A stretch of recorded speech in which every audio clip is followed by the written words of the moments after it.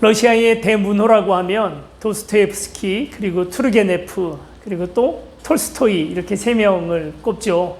워낙 러시아의 밤이 길고 깊다고 합니다.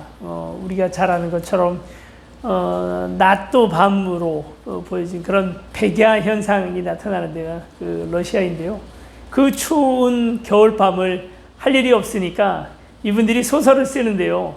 소설을 긴 양을 자랑하는 것이 이제 그 러시아 소설들의 특징입니다. 얼마나 긴지요. 소설만 긴 게 아니라 그 소설에 등장하는 사람들의 이름도 굉장히 길어요.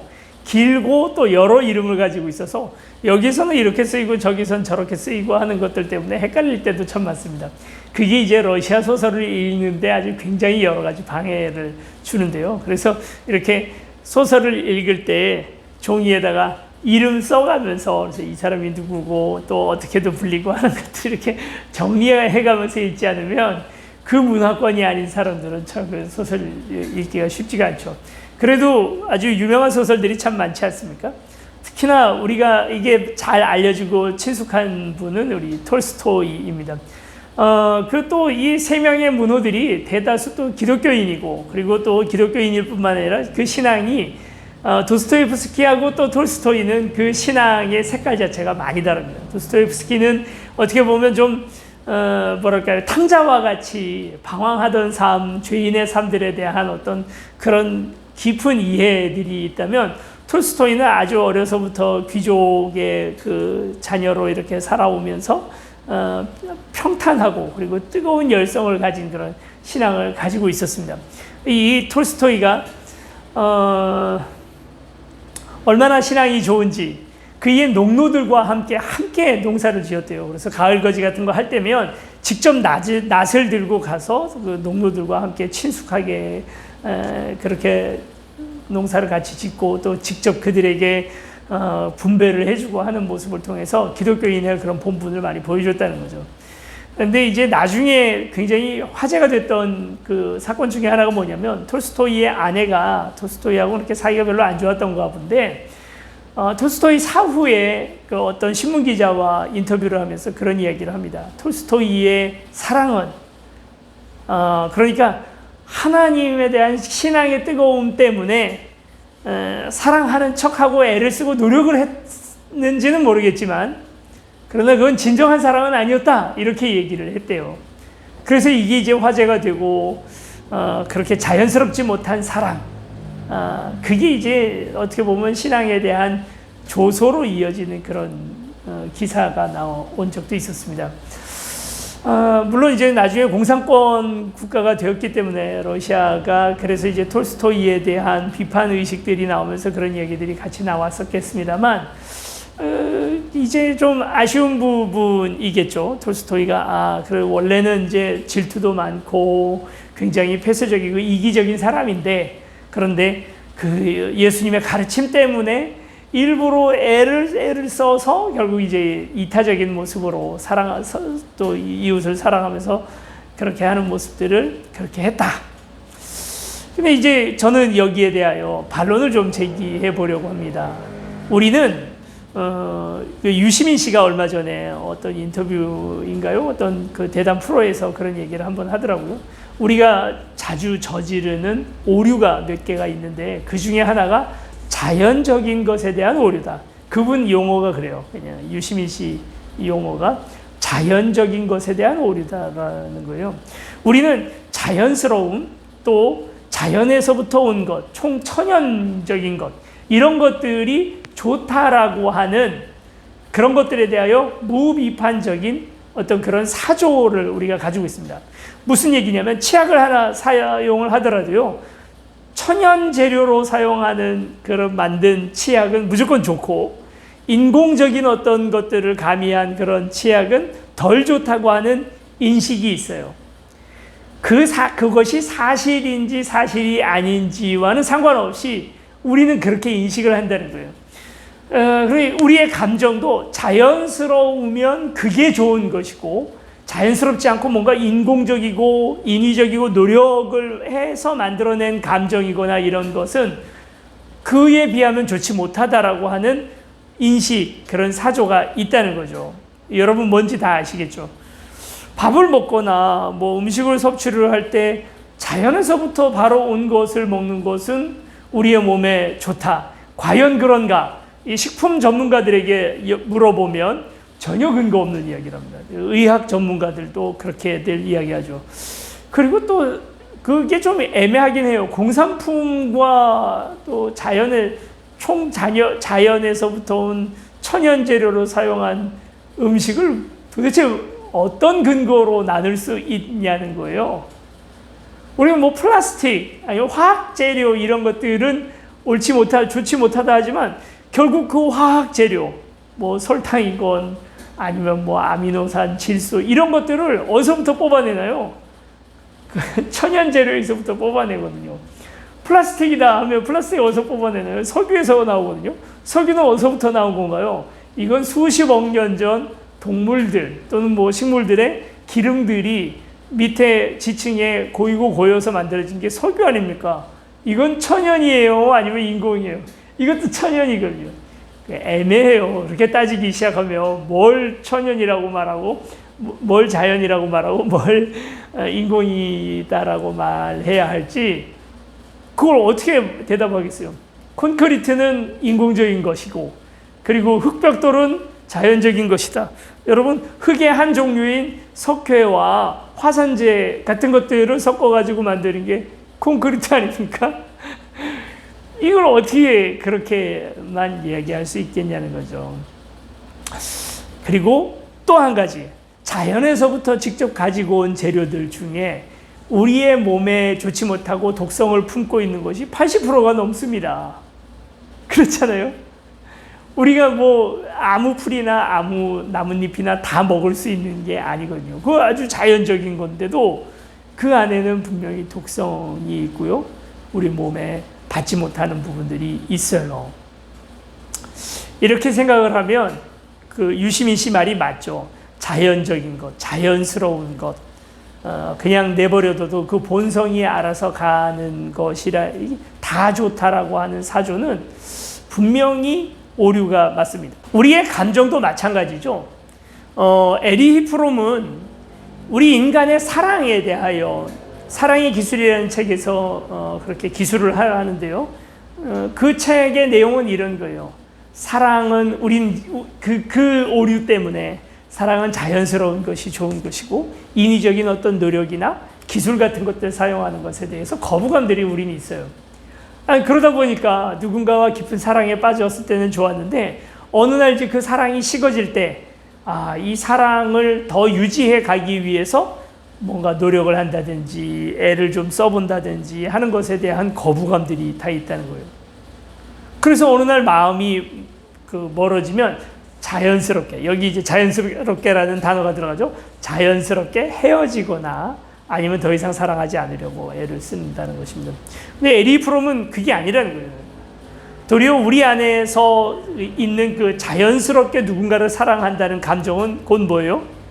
그거야말로 오늘 우리 안에 있는 호르몬 화학작용이거든요. 호르몬에 의해서 우리가 그 사람이 보면 막 가슴이 두근거리고 손 만지면 찌릿찌릿하고 그 생각할 때만 눈물이 나고 하는 이유가 호르몬 장난이에요. 그거야말로 진짜 부자연스러운 거죠. 진짜 자연스러운 실제 사랑의 감정이라는 건 뭐냐면 도리어 좀 귀찮을 수도 있고 또 좀 그러니까 권태기에서 느끼는 그 감정이야말로 실제 사랑의 자연스러운 진짜 감정이에요.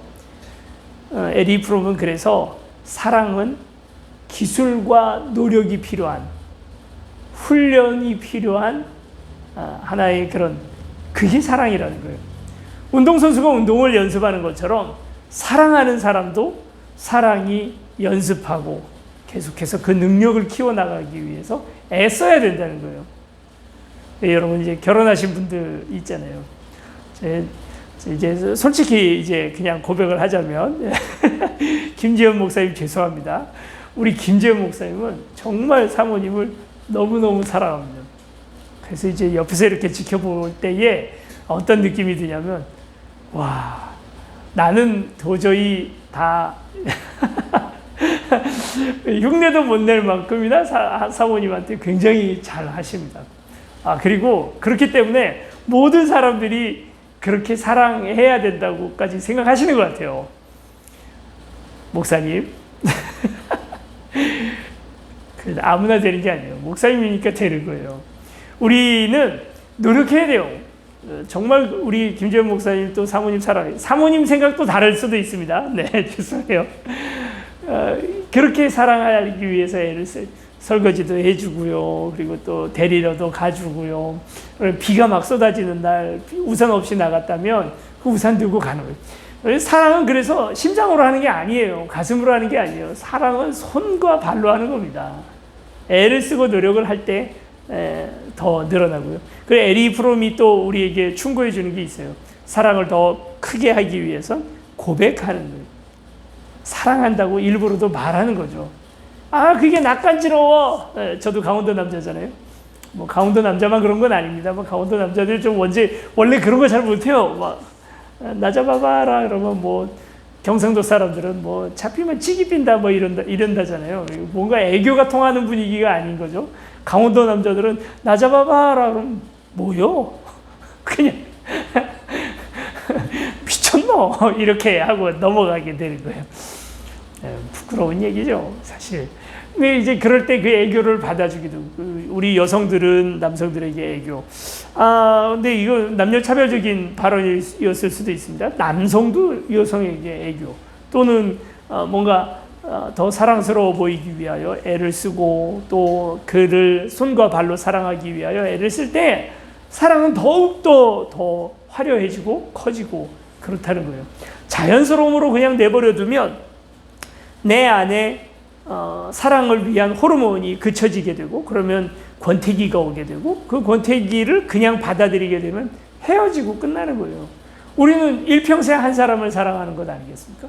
그러니까 그런 자연스러움에 그냥 내버려 뒀을 때 사실은 3년 재밌게 살고 나머지 거의 50년 이상을 끔찍하게 살아가게 되는 그런 결과가 벌어지고 말거든요. 자연스러운 건 항상 좋은 건 아닙니다. 신앙은 어떨까요? 여러분, 신앙도 생각해 보면 하나님과 우리 인간과의 사랑하는 사이입니다. 에리 프롬의 그 사랑의 기술이라는 책의 마지막 장이 신과 인간의 사랑에 관한 이야기가 적혀져 있어요. 그는 이제 유대인 출신이지만 굉장히 독실한 기독교인으로서 그렇게 활동을 했던 분이기 때문에 신과 인간의 사랑에 대해서 이야기를 합니다. 신앙이라는 것이 뭐라고 정의를 내리겠습니까? 믿는다, 소망한다, 사랑한다. 믿음, 소망, 사랑. 결국 그 중에 제일은 사랑이라고 이야기를 하는 것 아닙니까? 그래서 하나님을 사랑한다, 하나님을 믿는다는 것은 곧 믿고 그분을 또 바라고 소망하고 그리고 그걸 더 넘어서서 하나님을 사랑하는 자리까지 가는 거죠. 신앙이라는 것 자체가 하나님과 인간과의 관계잖아요.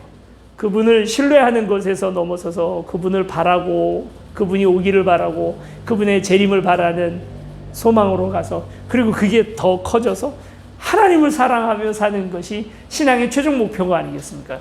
그렇게 놓고 봤을 때 신앙도 노력해야 하는 것입니다. 그러니까 톨스토이의 아내가 말하는 것처럼 톨스토이는 억지로 인위적으로 자꾸 믿으려고 애를 썼다. 나쁜 게 아니에요. 그건 도리어 좋은 것입니다. 신앙 원래 그렇게 하는 거예요. 내 마음이 내킬 때만 하나님 좋아하고 내가 그냥 자연스럽게 내 속에서 하나님이 그리워질 때만 하나님 그리워하는 자연스러움이라는 것이 신앙의 요체가 아닙니다. 지금 저희가 천국에 관한 이야기를 하고 있잖아요. 오늘 본문은 이사야서에 나와 있는 천국.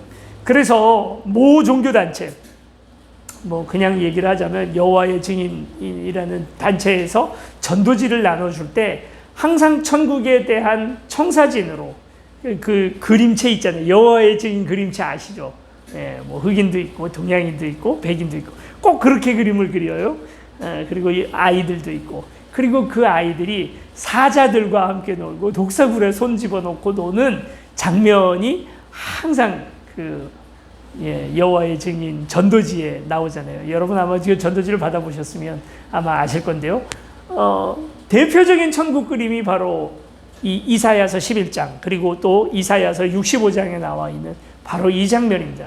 여기는 새하늘과 새 땅에 대한 이야기, 그러니까 요한계시록에서 나오는 신천신지에 대한 이야기가 먼저 이사야서 여기에 먼저 나오고요. 그리고 거기에 대한 묘사가 기록이 되어 있는데 그 기록이 바로 이런 겁니다. 암사자와 그리고 어린 양이 함께 뒹굴고 놀아요. 어린아이가 독사굴에다가 손 집어넣고 장난을 치는데 독사가 안 물어요. 와, 이런 세상. 곰과 소가 한벌판에서 뒹굴고 놉니다. 잠을 잡니다. 같이 부둥켜 안고 같이 잠을 자요. 놀라운 일이죠. 얼마 전에 TV 프로에서 한번 그런 얘기가 나왔습니다. 호랑이 우리에다가 염소를 집어넣어주면 염소를 이제 호랑이가 항상 잡아먹는데 늘 그렇게 잡아먹던 그 염소 중에 한 녀석을 호랑이가 어느 날 친구가 되어버렸어요. 실제로 있었던 일입니다. 어느 동물원에서. 그래서 그 염소와 호랑이가 몇 년 동안을 같은 곳에서 살았다. 그리고 그 염소를 다른 데로 옮겼더니 호랑이가 그리워하고 그 염소를 찾더라. 이게 애완동물로 생각했는지 정말로 동등한 친구로 생각했는지 모르겠지만 어쨌든 그런 아주 예외적인 관계가 있을 수는 있겠습니다만 성경에는 오늘 이제 이 이야기가 나와 있죠. 또 오늘 본문을 가지고 또 사람들은 뭐라고 생각하냐면 이봐라, 우리가 죽어서 나중에 천국에 가면 내 옆에서 내가 키우던 나의 반려동물 강아지 뽀삐가 이제 뭐 몇 년 전에 죽었지만 그래서 뒷산에다가 묻었는데 그 뽀삐도 그 천국에 있지 않겠냐, 이 천국 본문이 있으니까 라고 이제 얘기하시죠. 그런 이야기들을 할 때 이 본문이 자주 등장을 합니다. 이제 결론부터 좀 말씀드리면 제가 이제 천국에 대한 이야기를 쭉 계속 말씀을 드리면서도 천국은 내세가 아니다라고 말씀을 드리잖아요. 그건 이제 앞으로도 계속해서 이야기가 나오겠습니다만 오늘 우리가 읽었던 본문에도 그리고 그 뒤에 나오는 이사야서 65장 본문에는 뭐라고 되어 있냐면 어린아이가 그곳 새하늘과 새 땅에서는 어린아이가 죽는 일들이 없을 것이다. 그리고 뭐 60, 70에 죽은 누군가가 죽는다면 청년이 죽었다라고 말할 것이다. 그럴 일이 없다. 그러니까 다들 나무가 오래 사는 것처럼 장수할 것이다 라고 얘기를 합니다. 여러분, 만약 내세라면 우리 인간 수명에 대한 어떤 그런 묘사들은 나오지 않겠죠. 내세라면 영원에 수렴하는 우리가 그 시간을 하나님과 함께 살아가는 것이 내세잖아요. 천국을 우리는 그렇게 이해를 해왔으니까. 그런데 오늘 본문에는 그렇게 나와요. 우리 인간의 수명이 비약적으로 늘어날 것이다라고 약속을 해주시는 거거든요. 그걸 보면 내세는 아니구나 하는 것을 눈치채 볼 수 있습니다. 자, 오늘 본문을 조금만 더 자세히 살펴보죠. 11장 1절에 보면 이새의 그 후손 가운데에서 새로운 싹이 나온다 이렇게 얘기합니다. 이게 어디랑 연결이 되냐면 이사야서 6장, 그러니까 이사야가 환상 가운데서 하나님을 성전에서 그 옷자락이 가득한 모습으로 하나님을 만나요. 그리고 그 하나님께서 우리를 위하여 누가 갈꼬 할 때 이사야가 내가 여기 있나이다 나를 보내소서 하거든요. 그때 하나님께서 이사야에게 뭐라고 얘기를 하십니까? 이스라엘 백성들의 귀를 닫게 하고 그들이 못 알아듣게 해라, 뭐 이런 얘기를 하면서 이제 이사야를 파송을 하는데, 파송하는 이사야에게 잘려나간 그루터기에 대한 이야기를 한다는 거예요. 이사야서 6장에서 뭐가 잘려나간 나무입니까? 이스라엘이라고 하는 이스라엘 민족의 그 밑둥이 잘려나가죠. 그러니까 바벨론 포로로 말미암아 이스라엘이 완전히 멸망하게 되었을 때의 상황을 얘기하는 거예요. 그러나 그렇게 끝나지 않는다. 마치 나무를 잘라내면 그 옆에서 그 그루터기에서 새로운 싹이 나서, 여러분 그런 나무들 많이 보시잖아요. 잘린 나무에서 다시 생명력에 의해서 살아나오는 것처럼 새로운 싹이 나와서 그 나무가 진짜 하나님이 바라시는 나무가 될 것이다 하는 이야기가 나옵니다. 그 이야기의 연장선이에요. 이새의 구루터기에서 새싹이 나와요. 이건 그러니까 이새의 구루터기에서부터 나온 싹은 뭐예요? 다윗이잖아요. 다윗과 다윗의 왕조가 쫙 나오다가 결국은 여로보암 왕에서부터 그냥 다 망해버리죠. 끝나요. 여호야김 왕에서 끝나게 되는데 그 수백 년 동안 이어오던 이스라엘 왕국과는 전혀 다른 새로운 왕국, 새로운 하나님의 나라, 새로운 하나님의 시도가 시작될 거라는 거예요. 그것도 똑같이 이새의 뿌리에서부터 나온 다윗이었던 것처럼 다시 한번 다윗의 후손으로부터 그 싹이 일어날 것이다 라는 예언이에요. 예수 그리스도에 대한 예언이죠. 예수님이 통치하는 세상입니다. 정확한 의미에서 하나님 나라죠. 이게 바로 하나님 나라죠. 그리고 이 하나님 나라에서는 짐승들 사이에서 이상한 일이 벌어질 거다라는 예언이에요. 곰과 암소가 함께 놀고요. 그리고 어린아이가 사자를 막 끌고 가는데 사자가 질질 끌려가요. 그래 나 잡자고 막 끌려가요. 어린아이가 독사굴에다가 손 집어넣으면 어떻게 돼요? 그 동막골이라는 영화에 보면 나오잖아요. 뱀이 물면 아파. 많이 아파. 그렇게 되는 건데 거기다 손 놓고 장난치는데도 독사가 그걸 용납해요. 표범이 어떻습니까? 뭐 빠르기도 어마어마하게 빠르지만 그렇잖아요. 그 양이나 이런 초식 동물을 보면 내가 지금 당장 배가 고프지 않아도 물을 죽이는 본성이 있어요. 그들의 본성이 그래요. 그런데 같이 논대요. 뛰어논대요. 이게 무슨 얘기일까요? 정말 내 반려동물이 나중에 죽어서 천국 가면 거기에 있다는 그런 얘기일까요? 아니면 생태계에 놀라운 변화들이 일어난다는 그런 이야기일까요? 저는 여기에서 얘기하는 곰, 사자, 표범, 독사와 이리와 같은 이 사나운 짐승들은 결국 우리 자신을 이야기한다고 저는 그렇게 묵상합니다. 우린 자꾸 너무 피해자 코스프레를 해요. 내가 소라고 생각하고요. 내가 어린 양이라고 생각하고 내가 염소라고 생각합니다. 내가 약자라고 생각을 해요. 그렇죠. 뭐 우리는 약자의 그런 자리에 자주 서죠. 뭐 회사에서도 그렇고 그리고 뭐 어딜 가도 법적으로도 약자이고 그 경제적으로도 내가 약자인 것도 사실이고 뭐 교회에 가도 내가 약자.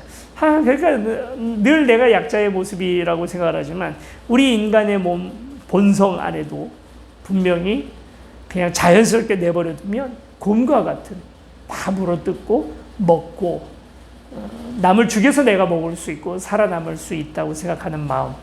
그리고 독사와 같이 어린아이가 손을 넣는데 왜 그 손을 물어낼까요? 독사가 그 어린아이 손을 무는 이유는 두려움 때문이거든요.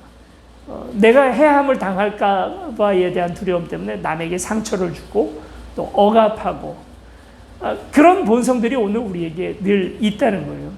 조금만 틈을 보이면 그를 시기하고 멸시하고 이상한 소문을 낸다든지 하게 되는 일들. 내가 조금이라도 어떤 계약관계상에서 내가 우위를 점한다고 하면 갑질을 해대고 그래서 그 불리한 자리에 있는 사람들에게서부터 착취하려고 하는 그런 마음들. 뭘 착취하고 성적으로 착취하기도 돈을 경제적으로 착취하기도 하고 하는 그런 마음들이 오늘 우리에게 다 있죠. 저와 여러분들에게 다 있습니다. 그런데 그 본성을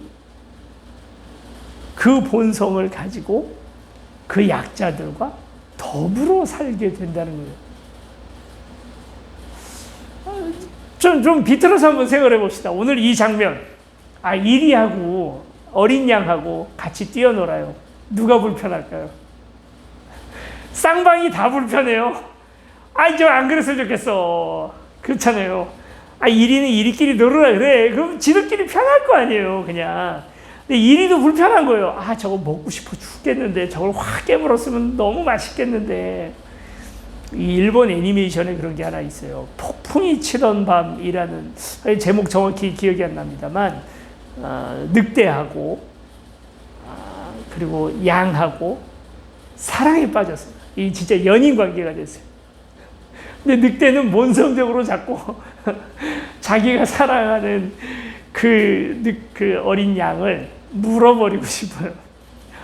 어린 양은 자기가 너무 사랑하는 그 늑대를 보면 섬찟 가끔 무서워요. 아니지. 맞아. 참 얘랑 나랑은 서로 사랑하는 사이지. 나는 얘를 믿지. 그러면 이제 다시 정신을 차려요. 그래서 또 소풍도 가고 막 이렇게 놀아요. 근데 그러다가 갑자기 참 쟤는 늑대였지. 굉장히 아름다운 사랑 이야기를 그리고 있으면서도 코믹한 그런 애니메이션이었다고 저는 기억을 하는데, 그런 상황인 거죠. 서로 불편해요. 양도 얼마나 불편하겠어요. 지금은 놀고 있지만 제가 저 이빨을 봐요. 이빨이 그냥 있어요. 하나님이, 여러분 잘 보세요. 하나님이 이리를 마술적으로 양으로 변화시켜 준 게 아닙니다. 이리는 그냥 일이에요. 여전히 일이에요. 곰이요, 그냥 곰이에요. 발톱이 무시무시한 발톱을 그냥 가지고 있어요. 그 한마디 하면 옆에 이제 양이랑 놀 거 아니에요. 양이 야 우리 저쪽 들판으로 놀러 가자. 그러면 곰이 부드럽게 말하겠죠. 하고 말하겠죠. 지금 상황은 그런 상황이에요. 너무나 불편한데 이들이 같이 사는 거예요. 불편한 건 뭐 한두 가지가 아닙니다. 옆에서 보는 사람들도 아마 불편할 거예요. 이 위태위태한 평화를 여러분 한번 보세요. 지금 우리가 살고 있는 현대 사회라는 것이 바로 이와 같은 약자와 강자의 동행이 계속해서 이루어지고 있는 세상 아닙니까? 언제든 나를 물어 죽일 수 있는 곰과 그리고 또 어린 양이 함께 삽니다. 이유가 뭘까요? 어떻게 이게 가능할까요? 이와 같은 기적이 가능한 이유는 곰이 뭐 마약을 맞았다든지 아니면 마술적인 어떤 그 성품의 변화, 본성의 변화가 일어나서 갑자기 풀이 맛있게 느껴졌던 게 아니에요. 자기 내면 안에서 뭔가 변화가 일어난 게 아닙니다.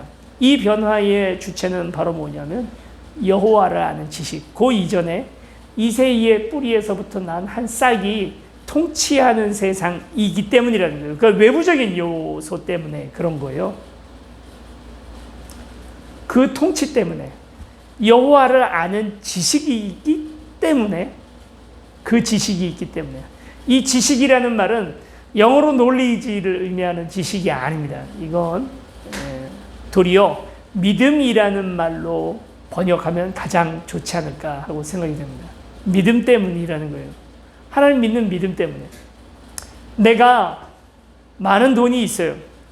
그래서 얼마든지 이 돈을 가지고 이기적인 내 욕심을 채울 수가 있습니다. 그런데 믿음 때문에, 신앙 때문에 그렇게 하지 않는 거예요. 내가 저 사람보다 갑의 위치에 있어요. 뭐 사회적 지위일 수도 있고 아니면 그 사람의 어떤 생사여타권, 인사권을 가지고 있으면서 그 사람을 좌지우지할 수 있는, 갑질할 수 있는 그런 위치에 있어요. 그럼에도 불구하고 내가 그 마음을 내려놓는 거죠. 내가 좌중을 다 휘둘러서 그 한 사람을 왕따시킬 수도 있고 그래서 내 통제권 안에 둘 수 있어요. 그런데 그 권한을 내려놓는 거예요. 인간은 본성적으로 그러고 싶거든요. 이기적으로 내 생존을 위해서, 내가 사랑하는, 내가 그냥 자연스럽게 사랑할 수 있는 사람들을 위해서 자연에게 그냥 내버려 두면 내 성품은 마음껏 그런 짓들을 하게 됩니다. 그건 인간이기 때문에 그런 거예요. 계속 그 톨스토이의 아내가 얘기했던 것처럼 자연스러움으로 얘기를 할 것 같으면 우린 그냥 뭐 마음껏 누군가를 죽이거나 또는 죽이지는 않더라도 괴롭히고 이기적인 내 욕망을 채워가면서 살아갈 수 있다는 거죠. 근데 그렇게 하지 않는 이유가 무엇입니까? 문명인이기 때문에? 매너가 있지 어떻게 그럴 수 있어요? 신앙 때문이죠. 믿음 때문에. 하나님이 나를 사랑하시는 것처럼 그도 사랑한다라는 것을 믿기 때문이에요. 이런 거죠. 곰인데 그래 하나님이 나를 사랑한다는 거 알아. 그렇지만 저 어린 양도 하나님께서 사랑하셔. 그래서 내가 안 잡아먹어. 난 고기가 너무 좋아. 고기 먹는 걸 너무 좋아하는데 저 소와 함께 같이 살려면 저 소를 잡아먹을 게 아니라 그들이 먹는 풀을 나도 먹어야 한다라는 것을 생각하고 고기 대신에 그 소 옆에서 풀을 뜯어먹는 것을 선택한다는 거예요. 이렇게 부자연스러움에도 불구하고 천국은 자연스러운 곳이 아니에요. 내 욕심을 마음껏 채울 수 있는 곳이 천국이 아닙니다. 이슬람에 자살폭탄 테러를 하는 많은 그런 이들이 있죠. 이슬람 그 이맘들에게 이야기를 들어보면 자살폭탄 테러를 하는 사람들은 이슬람 정통교단이 아니래요. 그리고 그들은 아주 극단적인 그 이슬람 뭐 분리주의자들 뭐 이런 사람들이죠. 뭐 기독교도 그런 사람들이 있잖아요. 그리고 또 그들이 역사로 주관했던 적도 사실 있었고 요즘 뭐 이슬람이 기독교인들에게 주는 테러 수백 배의 테러를 십자군 전쟁 때 그 기독교인들이 저질렀었습니다. 그러니까 뭐 꼭 그들만의 뭐 그들이 그 나쁘다라고만 얘기하기도 되게 부끄러운 부분들이 있어요. 근데 그 이슬람 사람들이 그렇게 테러를 저지를 때 이들이 뭐 알라는 위대하다 뭐 하면서 이제 그 자폭을 하잖아요. 근데 그들이 믿는 바가 있대요. 그게 뭐냐면 죽어서 저 천국에 가면 이슬람도 천국이 있을 거 아닙니까?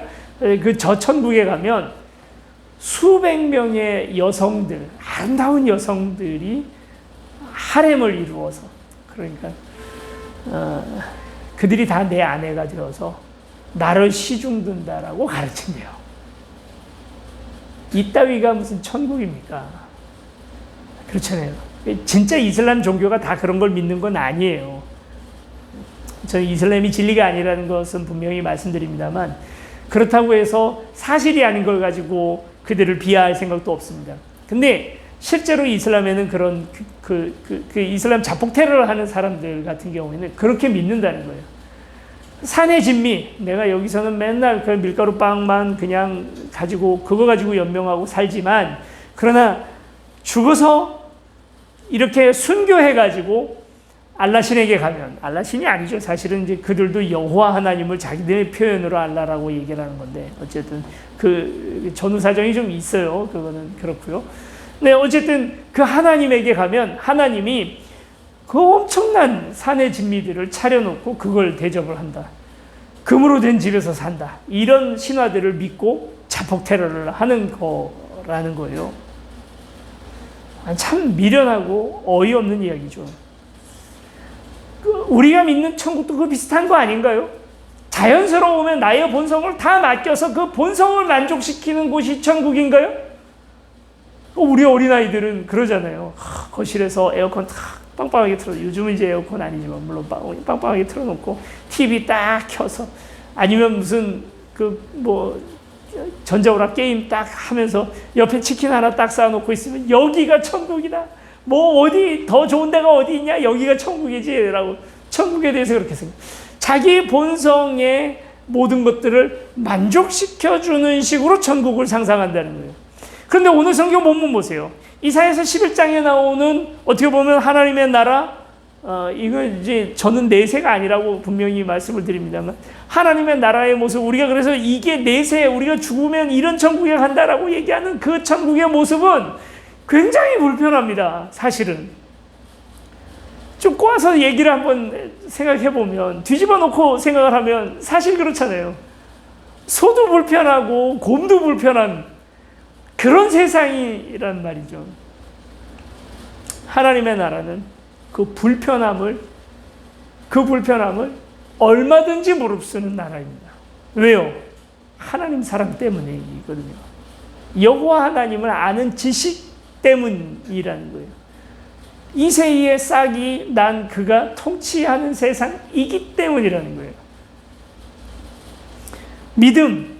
믿음이라는 것도 연단하고 단련하고 그 불편하고 부자연스러움을 이겨나가는 것입니다. 여러분, 사람이 운동을 할 때, 운동하잖아요. 저도 뭐 야구 좋아하다 보니까 계속해서 운동을 합니다. 근데 운동이라는 게 뭐예요? 내 몸은 자연스러움에 맡기고 싶어져요. 그냥 주저앉고 싶고, 앉으면 눕고 싶고, 누우면 자고 싶고, 그걸 자연스러움이라고 얘기할 수밖에 없어요. 그러나 그럼에도 불구하고 벌떡 일어나서 달리는 이유가 무엇입니까? 그 부자연스러움이 나를 닦아내는, 나를 더 건강하게 하는, 나를 더 개발시키는 중요한 역할을 하기 때문이거든요. 공부도 하고 싶을 때 해버리면 여러분 공부가 잘 됩니까? 그럴 리가 없어요. 그게 그렇게 되지 않습니다. 그래서 바울도 디모데전서 4장에서 그렇게 이야기를 하죠.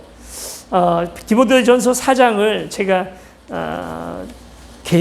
개정 성경이 아니라 우리 세번역 성경으로 읽어드리도록 하겠습니다. 몸의 훈련은 약간의 유익이 있으나 경건 훈련은 모든 면에 유익하니 이 세상과 장차 올 세상에 생명을 약속해 줍니다. 이 말은 참말이요 모든 사람이 받아들일 만한 말입니다. 우리가 모든 사람, 특히 믿는 사람의 구주이신 살아계신 하나님께 소망을 두므로 우리는 수고하며 애를 쓰고 있습니다. 신앙이라는 건 수고하고 애를 쓰는 거예요. 마치 운동선수가 운동을 하는 것처럼 몸의 연단도 약간의 유익이 있는 것처럼 신앙의 연단이라는 것, 경건의 훈련이라는 것 꼭 해야 되는 일이라는 거죠. 믿음을 어떻게 키워나갈까요? 어느 날 성령님이 내게 강하게 오셔서 성령님이 나를 끌고 감으로 말미암아 내 신앙은 그때 자라난다. 그래서 나는 그냥 성령님이 하시는 것만 바라보고 있겠다. 안타깝게도 지금 제가 하고 있는 이 이야기가 장로교에서는 요즘은 이제 장로교도 그렇게 생각하는 사람은 거의 없습니다만 예전에는 장로교에서 신앙에 대하여 이렇게 생각했습니다. 그래서 제자훈련 뭐 아니면 또 어떤 인위적인 그런 부분들 이거 안 하려고 했어요. 찬양할 때요. 예배 드릴 때 찬양할 때 손 들고 한번 찬양해 보세요.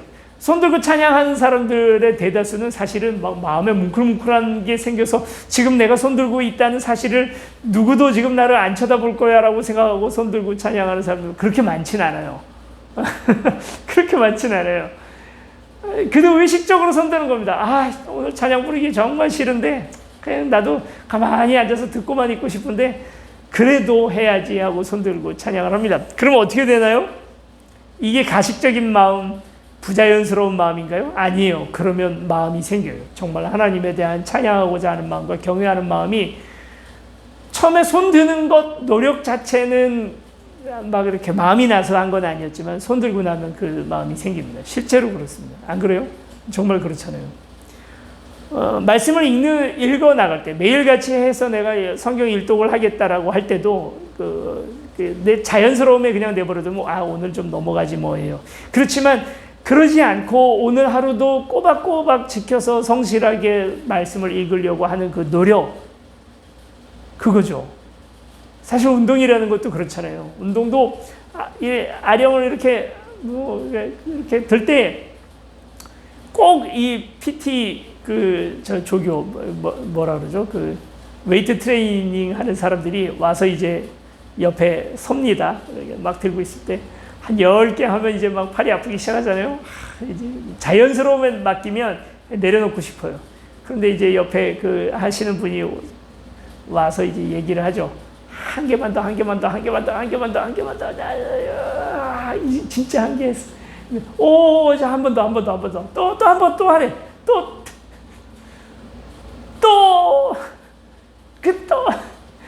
그 사람 때문에, 그 한 번 더, 한 번 더 때문에 실제로 근육이 붙는 거는 내가 한계다. 이제 나는 더 못 올린다라고 할 때 한 번 더 올리는 것에서 근육이 붙는다고 그분들은 그렇게 얘기하죠.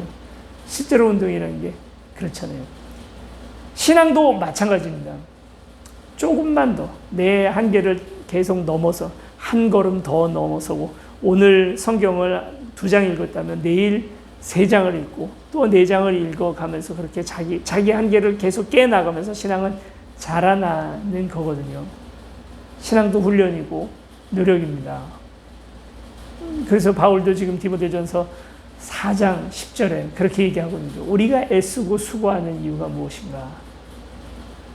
물고기들 보면은요, 냇가에서 피라미드 그렇게 작은 물고기들도 물살이 막 쓸려 내려가잖아요. 근데 그 물살에 자연스럽게 몸을 맡기고 그냥 물살이 가는 대로 몸을 맡기고 흘러내려가지 않습니다. 어떻게 하나요? 그 물살에 마주 서서 막 애써서 거슬러 올라가려고 해요.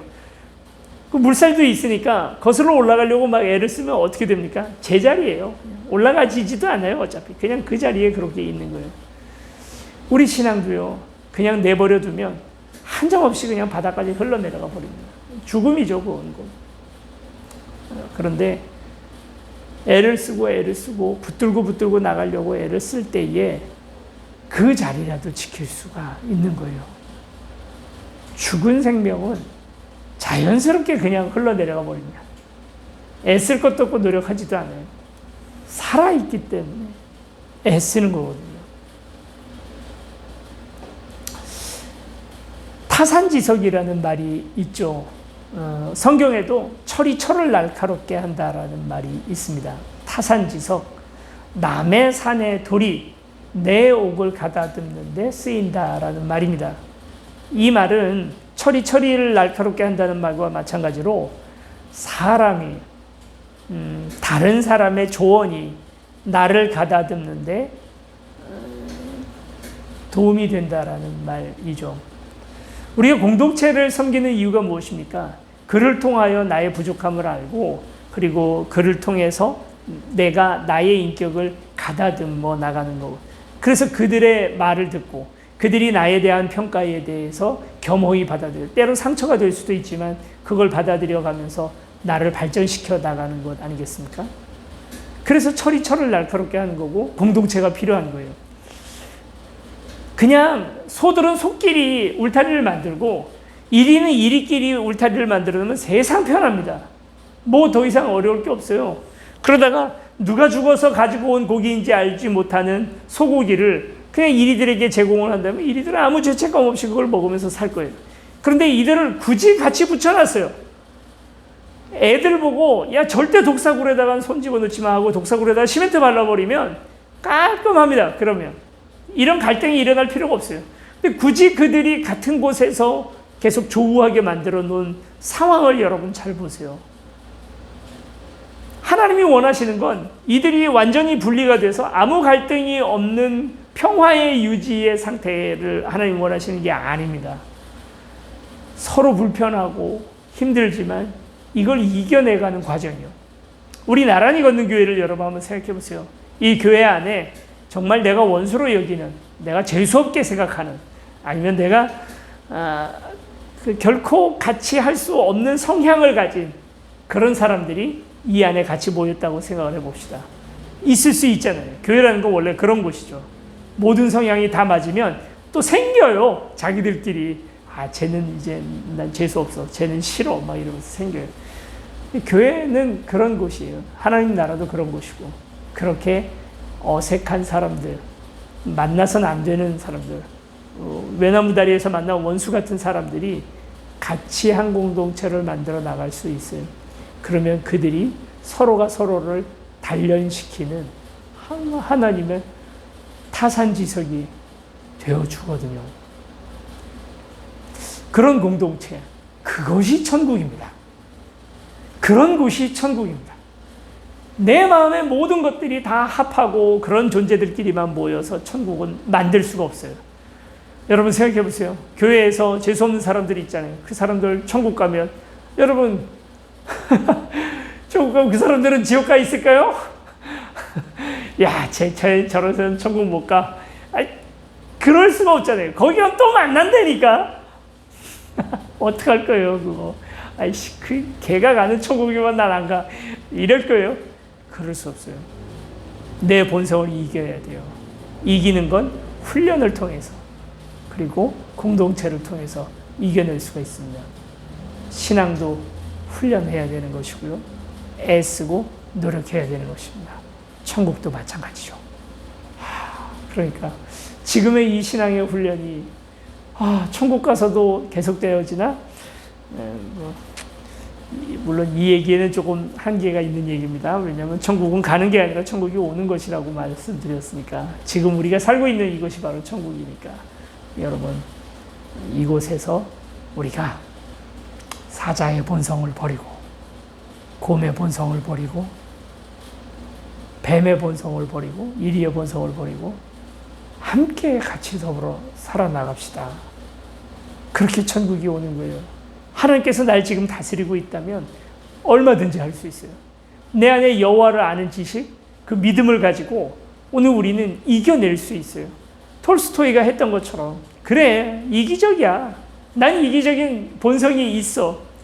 그렇지만 이걸 그냥 내버려 두지 말고, 그냥 자연스럽게 내버려 두지 말고, 이기적인 내 속성이 많은 사람들에게 상처를 주고 누구를 배제하고 하는 것들을 그냥 내버려 두지 말고 이겨보자고요. 싸워 이겨보자고요. 마치 거친 물결을 헤치고 올라가는 물고기들처럼 우리도 애써보자고요. 그냥 은혜가 좋습니다. 은혜만 주세요. 은혜를 주면 자연스럽게 될 줄로 믿습니다 하고 마술을 바라고 있는 사람이 아니라 늘 훈련하고 단련하는 영성의 훈련이 되어지고 제자 훈련을 계속해서 해나가는 우리 나란히 걷는 교회 성도들이 되기를 축원합니다. 기도하시겠습니다. 사랑과 은혜 많으신 아버지 하나님, 오늘 이 말씀처럼 오늘 우리가 하나님의 나라를 이루어 나가기를 원합니다. 하나님의 나라가 오늘 그저 자연스럽고 내 본성대로 모든 것들을 만족시켜주는 것이 하나님 나라가 아니라 내 본성은 여전히 남아있고 사자와 같이 울부짖고 싶고 다 깨물어버리고 싶고 다 먹어버리고 싶은 오늘 우리이지만 그 본성들을 하나님을 아는 지식 때문에 억지로라도 내려놓고 오늘 하나님의 그 사랑에 감격하며 살아나가는 오늘 우리가 될 수 있도록 도와주시옵소서. 천국에 대한 여러 가지 오해들, 우리가 가지고 있었던 유치하고 보잘것없는 지식에서부터 이제는 벗어나서 분명한 하나님의 나라에 알게 하시고 그것을 사모하게 하시고 또 우리 안에 이미 와 계시는 하나님의 나라를 더욱 사모하는 우리가 될 수 있도록 도와주시옵소서. 감사드리며 예수 그리스도 이름으로 기도드립니다. 아멘. 네, 이제 연말이 다 돼갑니다. 이제 대림절이 이제 다음 주부터 시작인데요. 저희 1년간의 그 예산을 사용하고 여러분들 중에 또 이렇게 예배를 인터넷을 통해서 드리면서 저희에게 꾸준히 헌금을 해주신 많은 성도님들이 있었습니다. 저희만 헌금을 했던 게 아니고 같이 했기 때문에 이것이 이제 하나님의 어떻게 보면 우리에게 주신 기회라 생각을 하고 이걸 하나님 나라를 위하여 우리가 써야 된다라고 우리 나라에 걷는 교회는 분명히 생각을 합니다. 그래서 저희가 이번에 이제 예결산을 하게 되는데요. 이걸 저희끼리만 총회를 통해서 우리 교회의 비밀로 하는 것은 이건 옳지 못하다라는 그런 생각이 들었습니다. 그래서 유튜브를 통해서 조만간에 머지않아서 저희 결산이 어떻게 이루어졌는지 저희에게 헌금하셨던 그 금액들을 저희가 어떻게 사용을 했는지를 발표하겠습니다. 그래서 영상으로 저희가 하나하나 설명을 해가면서 이제 발표하는 시간들을 가지게 될 겁니다. 보통은 이제 교회에서 이제 자기들 이제 썼던 결산 같은 것들은 외부로 흘러가지 않도록, 왜냐면 이제 그게 빌미가 되기도 하고, 뭐 시험 되는 분들도 있을 수 있고 하니까 이제 그렇게 했는데, 저희는 그러지 않겠습니다.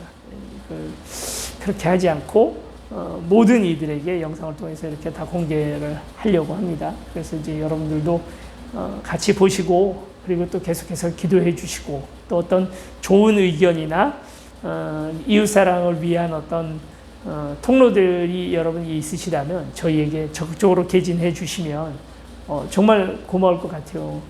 저희가 이제 예산을 사용하다 보니까 우리도 지혜가 많이 부족하다는 사실을 알게 되고 더 하나님께서 기뻐하시게 예산을 사용하는 방법에 대해서 고민을 안 할 수가 없어요.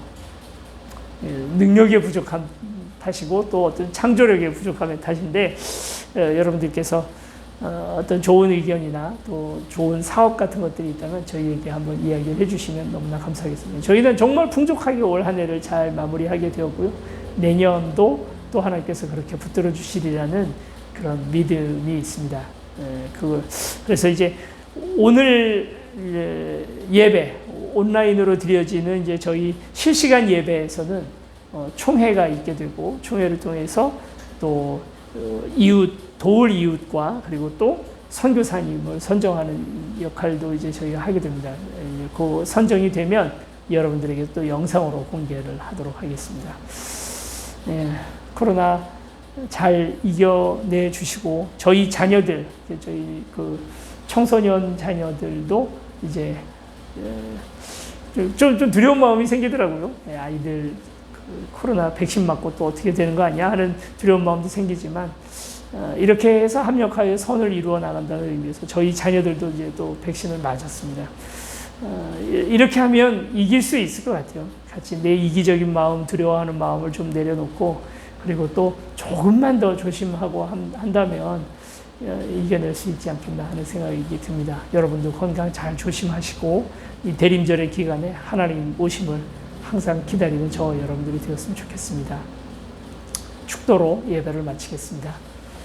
이제는 우리 주 예수 그리스도의 은혜와 하나님 아버지 크신 사랑 그리고 또 성령님의 교통하심이 하나님 나라를 사모하고 여호와 하나님을 아는 지식 그 믿음 때문에 내 자연스러운 본성을 포기하고 하나님을 위하여 내 모든 마음들을 드리기를 원하는 귀한 우리 나란히 걷는 교회 모든 성도들과 또 함께 예배드린 모든 이들 위해 이제로부터 영원히 함께 하시기를 간절히 축원하옵나이다.